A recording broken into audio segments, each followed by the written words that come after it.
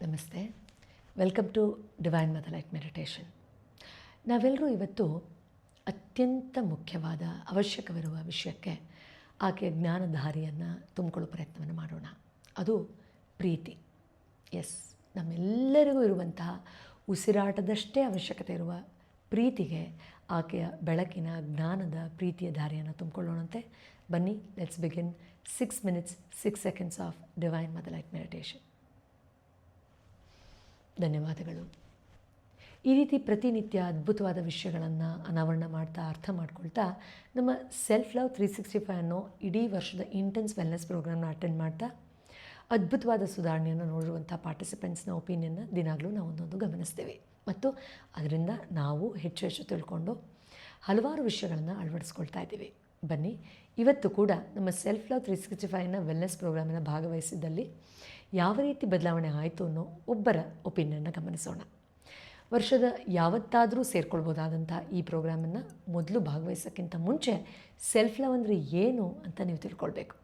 ಅದಕ್ಕೆ ಸಂಬಂಧಪಟ್ಟ ಹಾಗೆ ಒಂದು ಫ್ರೀ ವೆಬಿನಾರ್ ಇದೆ. ಅದನ್ನು QR ಕೋಡ್ನ ಸ್ಕ್ಯಾನ್ ಮಾಡಿ ಅಥವಾ ಕಮೆಂಟ್ ಮತ್ತು ಲಿಂಕಲ್ಲಿ ಅದರ ಡೀಟೇಲ್ಸ್ ಇದೆ, ಕ್ಲಿಕ್ ಮಾಡಿ ಅಟೆಂಡ್ ಮಾಡಿ ನೀವು ಕೂಡ ಸೆಲ್ಫ್ ಲವ್ 365 ಭಾಗವಹಿಸಬಹುದು. ಪ್ರತಿನಿತ್ಯ ಯೋಗ, ಧ್ಯಾನ, ಬ್ರೈನ್ ಟ್ರೈನಿಂಗ್ ಜೊತೆಯಲ್ಲಿ ಲೈವ್ ವೆಲ್ನೆಸ್ ಪ್ರೋಗ್ರಾಮಿಂಗ್ ಇರುತ್ತೆ. ಒಂದೊಂದು ವಿಚಾರಗಳನ್ನು ಅಳವಡಿಸ್ಕೊಳ್ತಾ ಅದ್ಭುತವಾದ ಸುಧಾರಣೆಯನ್ನು ನೀವು ಕೂಡ ನಿಮ್ಮ ಮಾನಸಿಕ, ದೈಹಿಕ, ಆಧ್ಯಾತ್ಮಿಕ ಆರೋಗ್ಯದಲ್ಲಿ ಬದಲಾವಣೆಯನ್ನು ಗಮನಿಸ್ಬೋದಾಗಿದೆ. ಮತ್ತೆ ಸಿಗ್ತೀನಿ ನಾಳೆ. ಧನ್ಯವಾದಗಳು. ಮೃದುವಾಗಿ ನಿಮ್ಮ ಕಣ್ಗಳನ್ನು ಮುಚ್ಚಿ ನಿಮ್ಮ ಸಂಪೂರ್ಣ ಗಮನವನ್ನು ನಿಮ್ಮ ಸಹಜವಾದ ಉಸಿರಾಟದ ಕಡೆಗೆ ವರ್ಗಾಯಿಸಿ. ಪ್ರತಿ ಉಸಿರಿನ ಜೊತೆಯಲ್ಲೂ ನಿಮ್ಮ ದೇಹವು ಹಗೂರವಾಗುತ್ತಿದ್ದ ಹಾಗೆ ಇಡೀ ಬ್ರಹ್ಮಾಂಡವನ್ನೇ ಸೃಷ್ಟಿಸಿದ ಜಗನ್ಮಾತೆಯನ್ನು ನಿಮ್ಮ ಮನಸ್ಸಿನೊಳಗೆ ಮೂಡಿಸಿಕೊಳ್ಳಿ.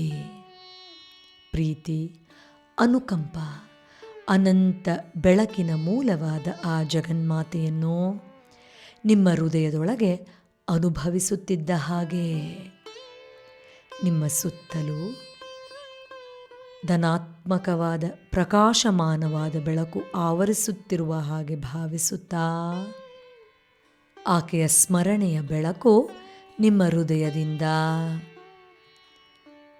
ವಿಸ್ತಾರವಾಗಿ ಹರಡುತ್ತಾ ನಿಮ್ಮ ಪ್ರಭೆಯ ತುಂಬ ತುಂಬಿಕೊಳ್ಳುತ್ತಾ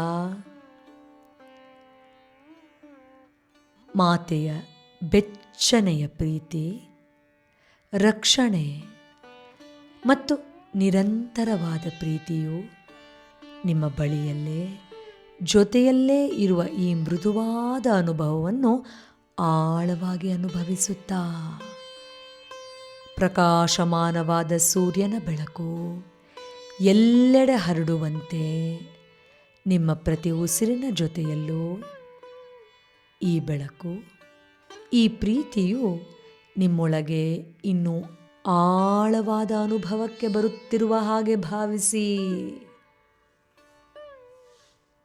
ನಿಮ್ಮನ್ನು ಕೈ ಹಿಡಿದು ನಡೆಸುತ್ತಿರುವ, ಮಾರ್ಗದರ್ಶನ ನೀಡುತ್ತಿರುವ, ನಿರಂತರವಾಗಿ ನಿಯಮಿತವಾದ ಪ್ರೀತಿಯನ್ನು ದಯಪಾಲಿಸುತ್ತಿರುವ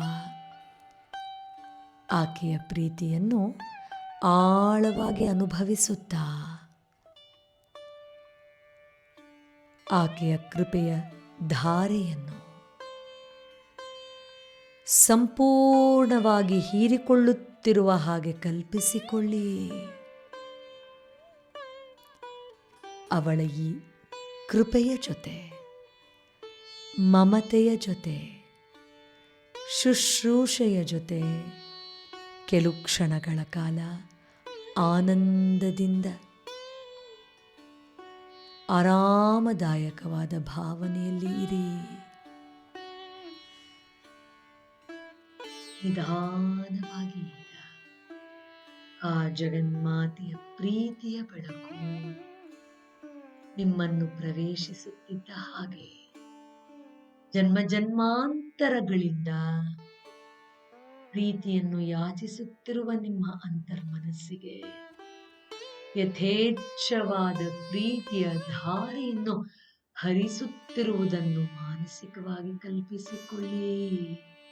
ನಿಮ್ಮೊಳಗಿನ ಪ್ರೀತಿಯ ಕೊರತೆಯ ಖಾಲಿ ಪಾತ್ರೆಯನ್ನು ಸಂಪೂರ್ಣವಾಗಿ ಆ ಜಗನ್ಮಾತೆಯ ಪ್ರೀತಿಯ ಧಾರೆಯಿಂದ ತುಂಬಿಸಿಕೊಳ್ಳಿ. ಜಗನ್ಮಾತೆಯ ಈ ಪ್ರೀತಿಯು ನಿಮ್ಮನ್ನು ಸಂಪೂರ್ಣವಾಗಿ ಆವರಿಸುತ್ತಿದೆ. ನಿಮ್ಮ ದೇಹವನ್ನಷ್ಟೇ ಅಲ್ಲದೆ ನಿಮ್ಮ ಇಡೀ ಅಸ್ತಿತ್ವವನ್ನು ಪ್ರೀತಿಯಲ್ಲಿ ತುಂಬುತ್ತಿರುವ ಹಾಗೆ ಕಲ್ಪಿಸಿಕೊಳ್ಳುತ್ತಾ ಈ ಭಾವನೆಯನ್ನು ಸಂಪೂರ್ಣವಾಗಿ ಸಂಭ್ರಮಿಸಿ.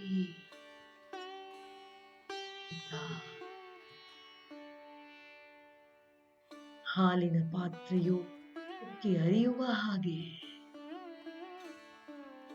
ನಿಮ್ಮೊಳಗಿನಿಂದ ಯಥೇಚ್ಛವಾಗಿ ಪವಿತ್ರವಾದ ಪ್ರೀತಿಯು ಹೊರಚಿಮ್ಮುತ್ತಿರುವ ಹಾಗೆ ಭಾವಿಸಿ.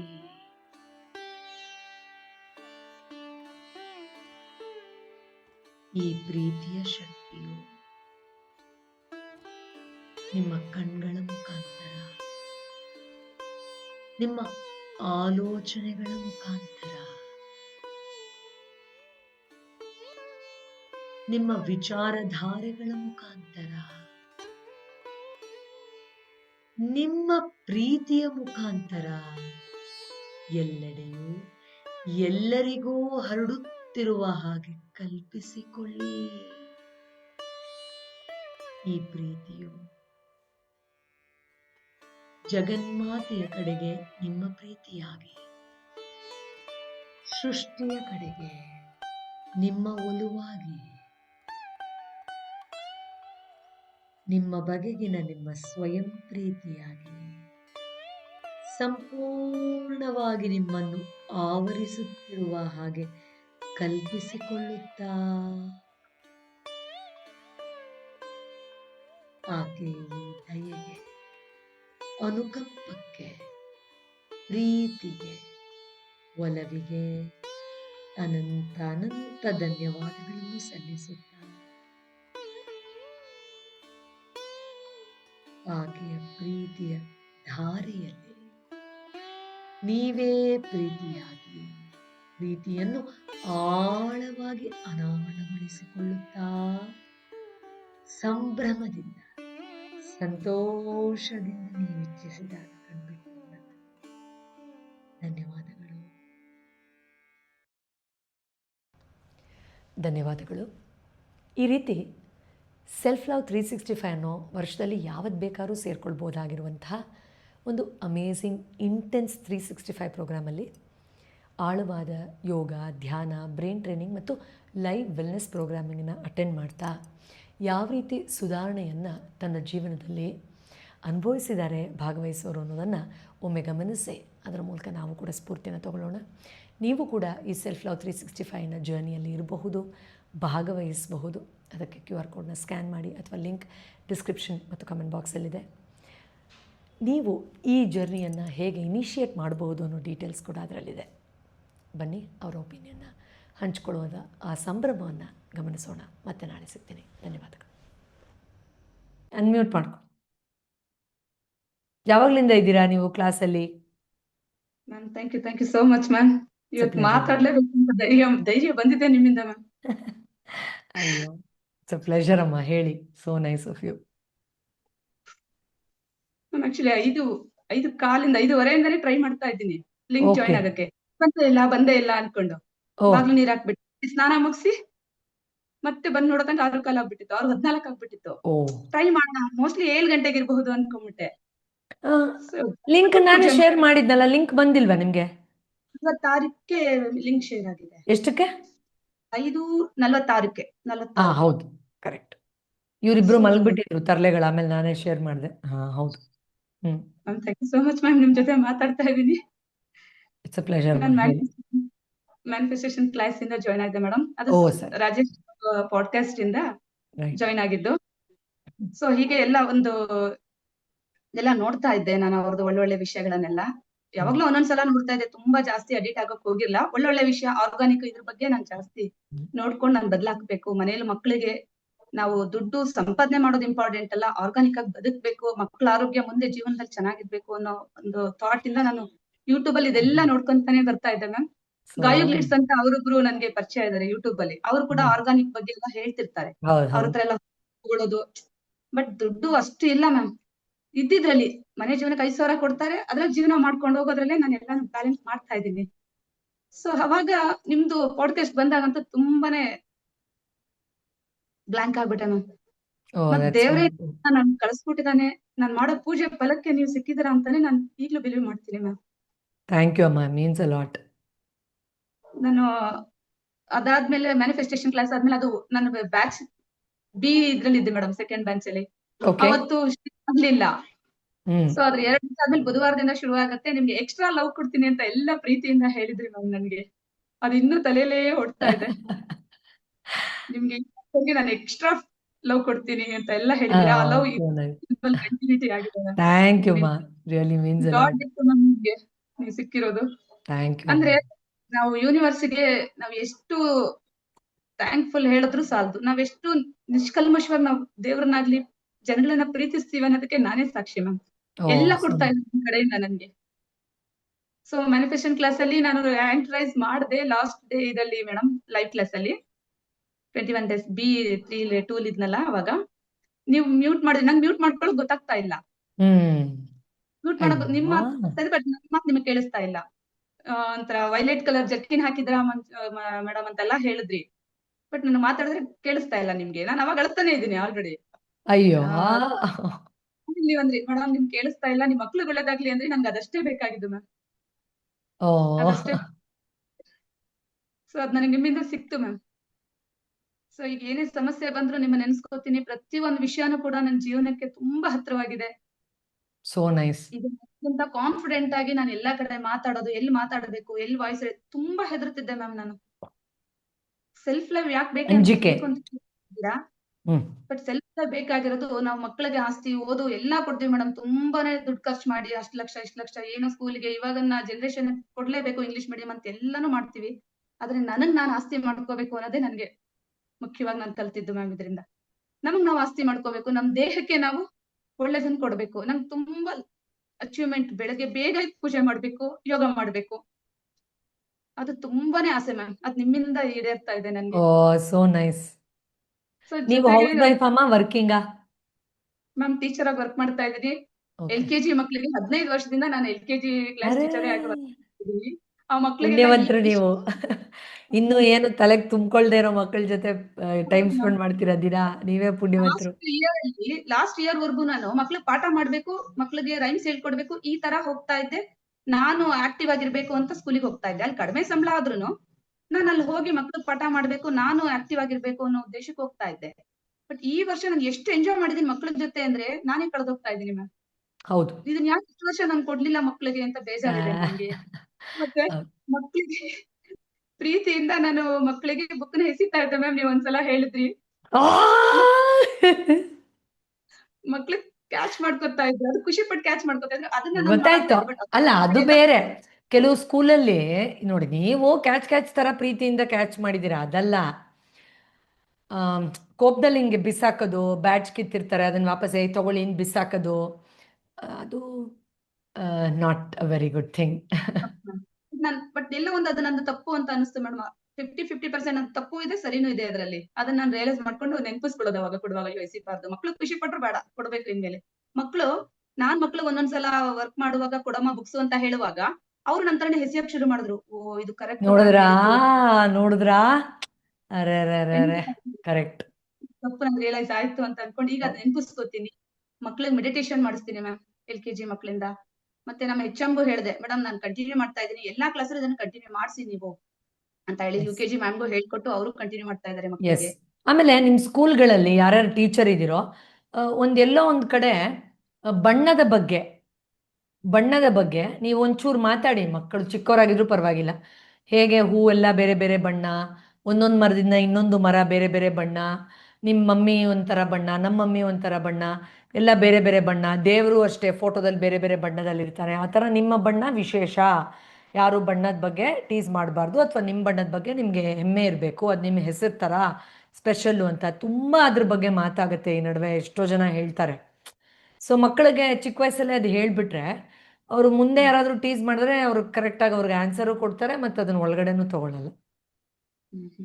ಸರಿ ಮ್ಯಾಮ್. ಎಸ್, ಮ್ಯಾಮ್ ಅದೇ ಮೆಡಿಟೇಷನ್ ಮಕ್ಳಿಗೆ ನೀವು ಹೇಳ್ಕೊಡ್ತೀನಿ ಯಾವ ಖಂಡಿತ ಹೇಳ್ಕೊಡ್ತೀನಮ್ಮ, ಖಂಡಿತ ಹೇಳ್ಕೊಡ್ತೀನಿ ಆದಷ್ಟು ಬೇಗ.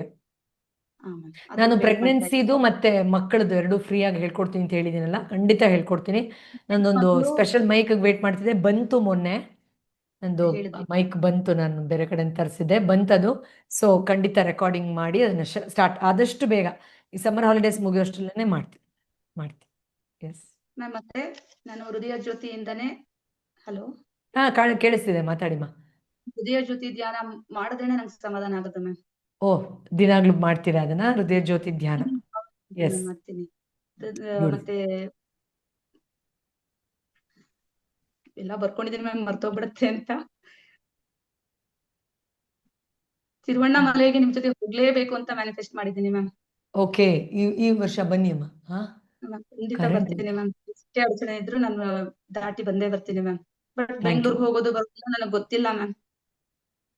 ಇರ್ಲಿ, we will help you, don't worry. S,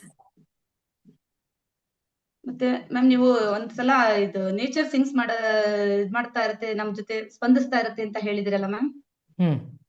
ಅದು ತುಂಬಾ ಸಲ ಮೇಡಮ್ ನಿಮ್ ಜೊತೆ ಬೆರಿತಾ ಇರುವಾಗಿಂದ ಪ್ರತಿ ಒಂದ್ಸಲ ನಿಮ್ ನೆನ್ಸ್ಕೊಂಡಾಗ್ಲೆಲ್ಲ 7 ಬರೋದು, 8 ಬರೋದು, ಮತ್ತೆ 12 ಹೌದು. ಏನಾದ್ರು ವಿಷಯದ ಬಗ್ಗೆ ನಾನು ಯೋಚನೆ ಮಾಡ್ತಾ ಇದ್ದಾಗ್ಲೆಲ್ಲ ಟೈಮ್ ಕರೆಕ್ಟ್ ಆಗಿ ಹಾಗೆ ಇರುತ್ತೆ. ಅದೆಲ್ಲ ನನ್ನ ಫ್ರೆಂಡ್ಸ್ ನೇಚರ್ ನನಗೆ ಬ್ಲೆಸ್ ಮಾಡ್ತಾ ಇದೆ, ನಂಗೆ ಧೈರ್ಯ ಕೊಡ್ತಾ ಇದೆ ಅಂತ ಅನ್ಕೋತೀನಿ ಮ್ಯಾಮ್. ಎಸ್, ಹೌದು, the nature will definitely respond. ಅದಕ್ಕೆ ಸಿಂಕ್ರಾನಿಸಿಟಿ ಅಂತ ಹೇಳ್ತೀವಮ್ಮ. Correct, I agree.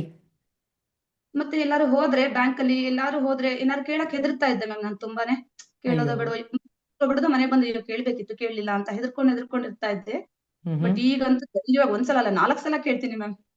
ಎಲ್ಲಾ ವಿಷಯ ಕನೆಕ್ಟ್ ಮಾಡ್ಕೊಂಡೇ ಬರ್ತೀನಿ. ಅದನ್ನ ಹೇಳ್ಕೊಂಡು ನನ್ನ ಫ್ರೆಂಡ್ಸ್ ಹತ್ರ ನಮ್ ಫ್ರೆಂಡ್ಸ್ ಅಂತಾರೆ ಪರವಾಗಿಲ್ಲ ಬಹಳ ಇದ್ ಮಾಡ್ತಾ ಇದ್ದೀರಾ ಅಂತ. ಬಟ್ ಮನೇಲಿ ಇದುವರೆಗೂ ಫೀಸ್ ಬಗ್ಗೆ ಹೇಳಿಲ್ಲ ಮ್ಯಾಮ್. ಅಂದ್ರೆ ಅವ್ರು ಹೇಗಂದ್ರೆ ಎಲ್ಲದಕ್ಕೂ ಲೆಕ್ಕಾಚಾರ ಹಾಕ್ತಾರೆ ಮೇಡಮ್. ನೋಡಿ, ನಿಮ್ಮ ಹಸ್ಬೆಂಡಿಗೆ ಇದು ಖರ್ಚು, ನಿಮಗೆ ಗೊತ್ತು ಇದು ಇನ್ವೆಸ್ಟ್ಮೆಂಟ್ ಅಂತ, ಅದಕ್ಕೂ ಇದಕ್ಕೂ ಡಿಫ್ರೆನ್ಸ್ ಇದೆ. Investing on self is the best investment, as you said. ನಾವು ವಯಸ್ಸಾದಾಗ ಯಾವ್ದ್ರ ಮೇಲೆ ಇನ್ವೆಸ್ಟ್ ಮಾಡಿದ್ವಿ ಅಂತೆಲ್ಲ ಕೂತ್ಕೊಂಡು ಯೋಚನೆ ಮಾಡ್ತೀವಲ್ಲ, ಅದರಲ್ಲಿ ಬೆಸ್ಟ್ ಇನ್ವೆಸ್ಟ್ಮೆಂಟಲ್ಲಿ ನಾವು ತೊಗೊಂಡಿದ್ದು ಒಂದು ಪುಸ್ತಕ, ನಾನಾಗಲೇ ಹೇಳಿದಾಗೆ ತೊಗೊಂಡಿದ್ದೊಂದು ಕೋರ್ಸು ಅಥವಾ ಹೋಗಿದ್ದೊಂದು ಟ್ರಿಪ್ಪು, ಅದು ಖಂಡಿತ ಅದರಲ್ಲಿ ಇರುತ್ತೆ ಆ ಲಿಸ್ಟಲ್ಲಿ. ಚೂರು ಶೇಡ್ ಕಮ್ಮಿ. So don't worry. Thank you ಅಮ್ಮ for your opinion. Thank you so very much. ಸಮಸ್ಯೆಗಳಲ್ಲಿ ನೆನೆಸ್ಕೊಂಡೆ ನಾನು ಧೈರ್ಯವಾಗಿದ್ದೀನಿ ma'am. Thank you, really means a lot. Thank you. Launch ಬಗ್ಗೆ ಮಾಡ್ತಾ ಇದೀವಿ. ಮತ್ತೆ ಒಂದು ನೀವು ಭಾವಗೀತೆಗಳನ್ನೆಲ್ಲ ರೆಕಾರ್ಡ್ ಮಾಡಿ ಇಟ್ಕೊಬಿಟ್ಟಿದ್ದೀನಿ. ಡೈಲಿ ಕೆಲಸ ಮಾಡುವಾಗ್ಲೆಲ್ಲ ಹಾಕೊಂಡೇ ಕೆಲಸ ಮಾಡೋದು. ಆಕ್ಚುಲಿ ಏನ್ ಗೊತ್ತಾ, ನನ್ಗೊಂದು ಪೇಪರ್ ಸಿಕ್ಕಿತ್ತು ಮೊನ್ನೆ, ನಂದು ವಾರ್ಡ್ರೋಬ್ ಎಲ್ಲ ಕ್ಲೀನ್ ಮಾಡ್ಬೇಕಾದ್ರೆ, ಅದು ಲೈಬ್ರರಿ ಅದೆಲ್ಲೋ ಹಾಕ್ಬಿಟ್ಟೆ ಆ ಎಕ್ಸೈಟ್ಮೆಂಟಲ್ಲಿ ನನ್ನ ಮಗನಿಗೆ ತೋರಿಸ್ಬೇಕು ಅಂತ. ಅದು ಸಿಕ್ಕಿದ ತಕ್ಷಣ ನಾನು ಕಮ್ಯುನಿಟಿಲಿ ಅದ್ರ ವಿಡಿಯೋ ಹಾಕ್ತೀನಿ. ನಾನು 7ನೇ ಕ್ಲಾಸಲ್ಲಿದ್ದಾಗ, ಲಿಟ್ರಲಿ 7th ಸ್ಟ್ಯಾಂಡರ್ಡಲ್ಲಿ ಇದ್ದಾಗ, ಡಿ ಡಿ ಚಂದನ ಗೊತ್ತಾ ನಿಮಗೆ? DD1 DD2 ಬರ್ತಾ ಇತ್ತು. ಆವಾಗ ಟೆಲಿಕಾಸ್ಟ್ ಆಗೋದು ಒಂದು ಟೈಮಲ್ಲಿ ಭಾವಗೀತೆಗಳ ಟೈಮಿಂಗ್ಸ್ ಏನೋ ಮರ್ತೋಗಿದೆ. ಸೊ ಅದು ಬರೆದಿದ್ದೀನಿ 1997 ಅಂತ ಬರೆದಿದ್ದೀನಿ ಅದರಲ್ಲಿ ಡೇಟು. ಭಾವಗೀತೆಗಳನ್ನು ನಾನು ಕನ್ನಡದಲ್ಲಿ, ಅಂದರೆ ಈ ಥರ ಭಾವಗೀತೆಗಳು ಕವಿದ ಹೆಸರು ಹಾಕಿ ಒಂದು ಪಟ್ಟಿ ಮಾಡಿದ್ದೀನಿ. ಆವಾಗ 7ನೇ ಕ್ಲಾಸಲ್ಲಿದ್ದಾಗ ಇದು ಬೇಕಾಗುತ್ತೆ ಅಂತ ಆ ಪೇಪರ್ ಸಿಕ್ಬಿಟ್ಟು ಫುಲ್ ಎಕ್ಸೈಟ್ ಆಗೋಯ್ತು, ಬಿಕಾಸ್ ನನಗೆ ಮರ್ತೋಗಿತ್ತು ಈ ಥರದೊಂದು ಪಟ್ಟಿ ಮಾಡಿದ್ದೀನಿ ಅಂತ.